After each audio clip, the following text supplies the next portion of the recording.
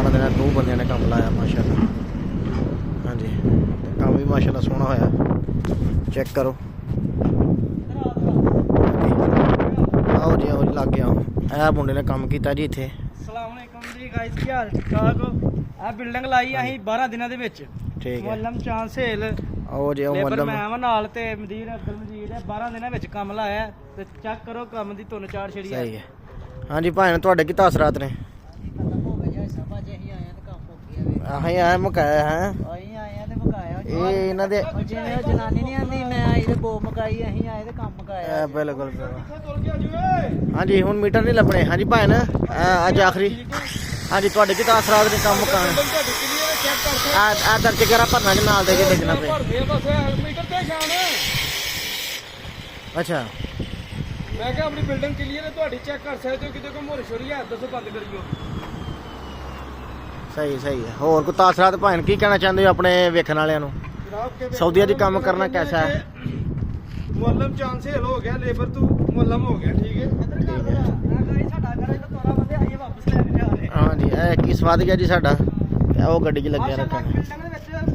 70 की इस गड़े दे लग गए ने 70 एक बच गया विचों। चलो जी मेहरबानी एक बचाया जी। हाँ जी भाईन तुम भी कुछ बचाइए कि नहीं?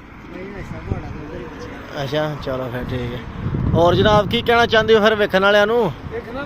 ऐ मबरूम दी बल्कि बाहर कड्डो इधरों फिर जाओ इधरों अंदर करो। हाँ लो जी चांद साहब मल्लम हो गए ने। सही है ते अल्लाह खैर करे।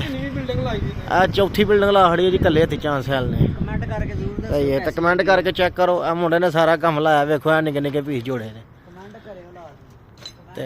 कमेंट करो और लाइक करो और शेयर करो।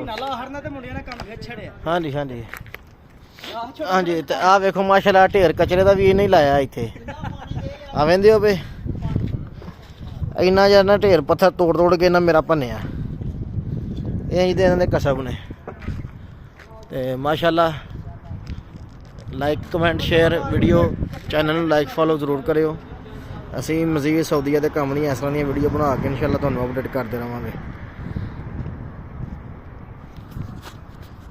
हाँ जी अल्लाह हाफिज़।